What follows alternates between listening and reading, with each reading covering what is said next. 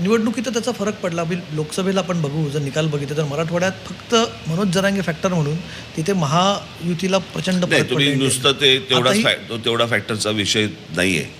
तुम्ही एक गोष्ट लक्षात घ्या की एक तर पहिली गोष्ट म्हणजे मुस्लिम यांनी 1-2 वर्ष अत्यंत बारकाईने काम केलं, कळलं का? आणि घराघरात जाऊन त्यांनी वोटर लिस्टमध्ये नाव कसं राहील आणि त्यांची कार्ड बिड या सगळ्यावरती अत्यंत कलेक्टिव्हली देशभर काम केलं की यांच्या विरोधात आपण मतदान करायचंय, यांना पाडायचंय.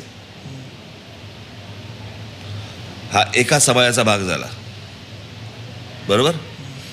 नंतर अयोध्येतला त्यांचा जो उमेदवार होता तोच पचकला की आमचे 400 आले की आम्ही हे संविधान बदलून टाकू म्हणून.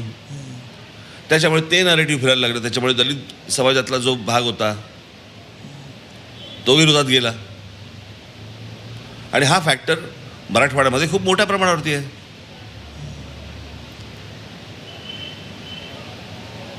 सो ह्या ज्या गोष्टी आहेत ह्या तुम्हाला विसरून चालणार नाहीयेत.